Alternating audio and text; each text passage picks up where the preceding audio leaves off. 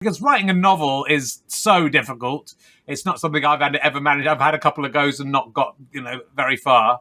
It's so complex, and yet this book really does hold together, and I got through it again. Listened to the audiobook, which is is in some senses easier, but I got through it in about a day and a half. So and you're returning to it because you want to find out what's going on. The last 20% of it is just action over action and surprise over surprise. It's kind of it's very well put together. So, but that's.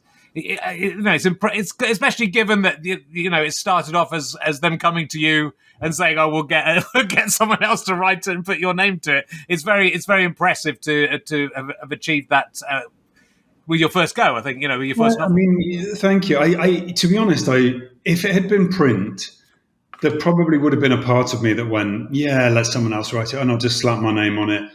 But because I was actually in a microphone speaking the words, I just because I did read every single word aloud because it was designed to be heard, and I just felt like if these aren't my words, I just won't be able to read the book authentically and with passion. I just thought this is, and because I was writing in first person, it was even more essential that what I was saying was really deeply coming from a place within me.